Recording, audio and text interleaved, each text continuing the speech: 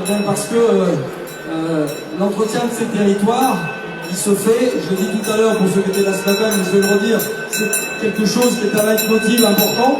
L'entretien de ces grands espaces, il se fait grâce à ces animaux que vous voyez là. Parce que certaines de ces races continuent à pratiquer la transhumance, à pratiquer l'esquive.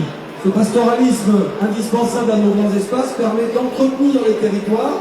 Entretenir les territoires, ça veut dire quoi? Ça veut dire qu'on a des fermes à une certaine altitude où on va faire manger tout autour les pâturages. Et puis, au mois de mai, généralement, on fait monter le troupeau dans les pâturages d'estive qui vont aller manger toute cette belle flore que nous avons là. L'important déjà, c'est qu'en mangeant cette flore d'altitude, la richesse et le parfum de ces herbes-là, de ces fleurs-là, va donner à la viande un goût différent de l'herbe qu'on a en bas. Même chose pour le lait. Pour les laitières qui montent en altitude, le lait d'été n'a pas du tout la même saveur que le lait d'hiver. L'entretien des territoires en altitude, eh ben c'est la possibilité pour les randonneurs, il y en a de plus en plus chaque année, de pouvoir suivre les GR qui traversent le Massif central. C'est pour les skieurs qui montent à Superbès, à Super-Lioran, au Mont d'Or, la possibilité de faire du ski. Faut pas croire que les sociétés d'économie mixte qui gèrent les stations, elles vont acheter du carburant et des machines pour aller broyer les pistes. Non, d'abord, trop dangereux, il y a des endroits où ils passeraient pas et où les bêtes passent, elles par contre.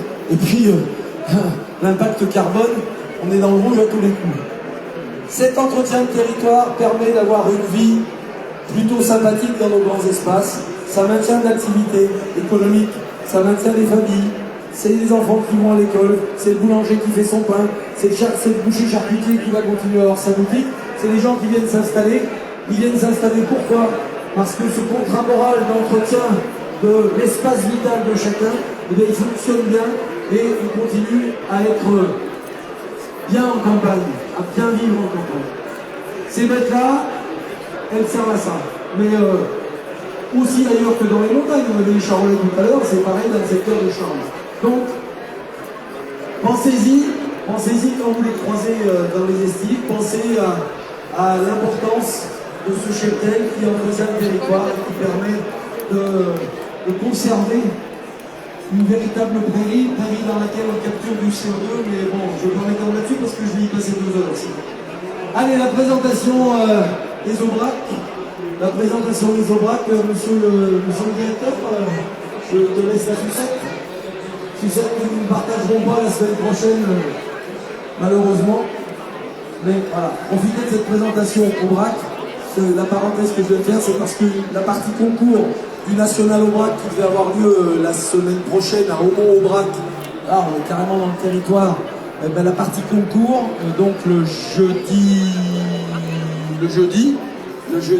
c'était jeudi, vendredi, samedi, et ça, on n'aura pas les bêtes en concours. Par contre, on va garder le déroulé de la journée du vendredi. Tu vas nous rappeler comment ça se passe. Mais voilà, profitez bien des aubracs. On se redonnera rendez-vous à Paris. Après, le plus gros truc, après c'est Paris. Mais voilà, moi je suis un peu triste, mais bon. Merci Bruno.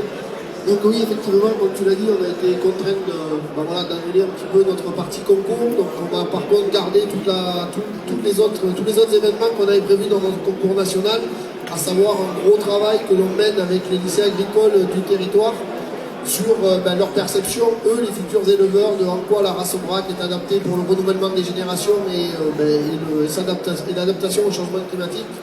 Donc il y a 7 lycées qui ont travaillé pendant toute une année à travailler sur ces thèmes-là.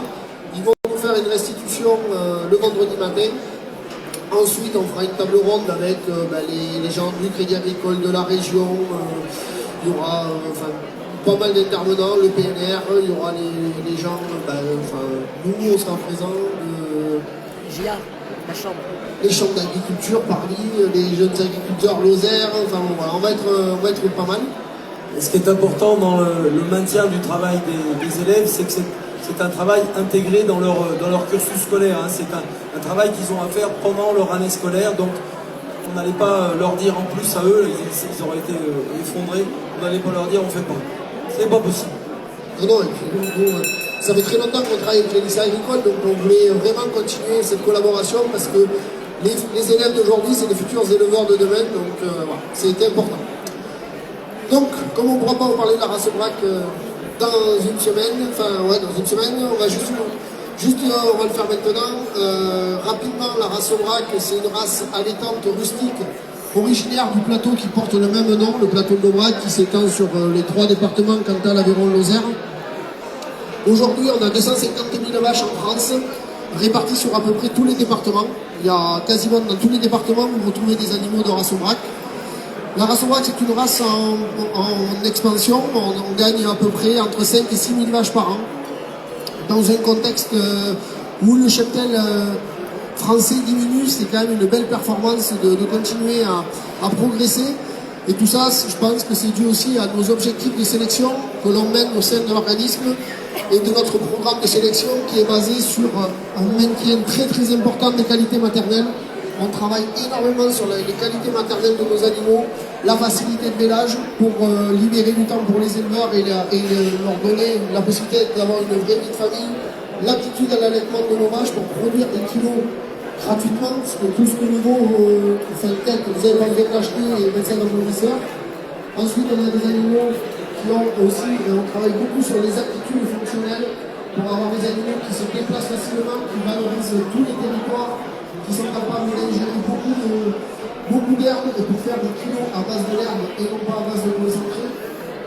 Et enfin, on est sur un équilibre entre les qualités maternelles et les aptitudes bouchères, puisqu'on peut voir quand même qu'on a des animaux qui ont des belles longueurs, des belles largeurs de muscles. Donc voilà, on travaille sur les qualités bouchères dans les longueurs et les largeurs et pas forcément dans les armoires.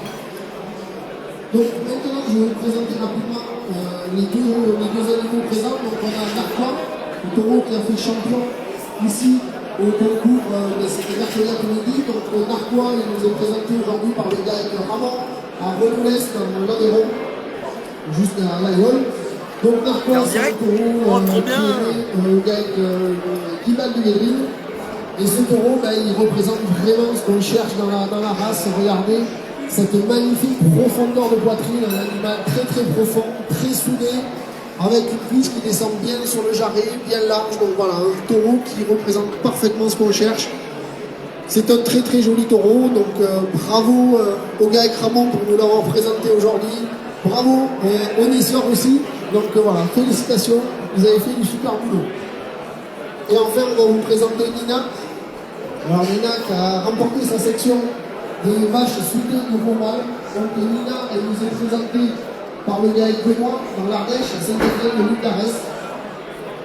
Et donc Nina, c'est une vache dont on peut, là vous pouvez admirer vraiment ce qu'on recherche aussi sur ces animaux-là. Une très très grosse ouverture aux hanches, une belle ouverture rétroglantaire, un joli carré de bassin pour avoir un bassin large qui laisse facilement passer les mots. Nina, c'est aussi une vache qui a un très gros potentiel d'allaitement. Parce que regardez, la vache, elle n'était pas forcément énorme, et regardez le veau qu'elle a réussi à mener jusqu'au sevrage. C'est un très très joli veau qui pèse énormément. Un veau qui a poussé avec le lait de sa mère. Et donc ça, c'est vraiment très très important. Et on peut voir que c'est une vache. Alors nous, chez nous, on aime bien ça. On aime bien voir une vache qui n'est pas forcément très grasse, mais qui a un veau à côté très très joli, très gras. Donc ça veut dire qu'elle met tout dans le lait. Et voilà vraiment le type de vache qu'on cherche, des vaches qui sont capables de produire de façon autonome. Donc merci aussi au gars Benoît pour avoir préparé cet animal, enfin ces animaux, parce que là il y avait les veaux.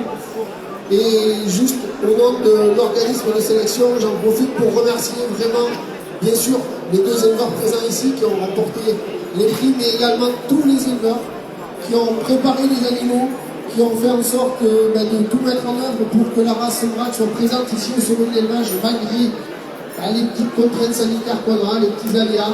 Donc ils ont fait vraiment un super boulot.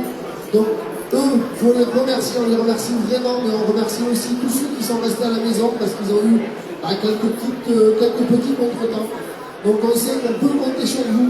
Vous êtes toujours présents, vous répondez toujours présents quand on a besoin de vous. Et vraiment, pour ça, vous pouvez vraiment les applaudir. Et au nom du conseil, on vous remercie vraiment. Merci à tous.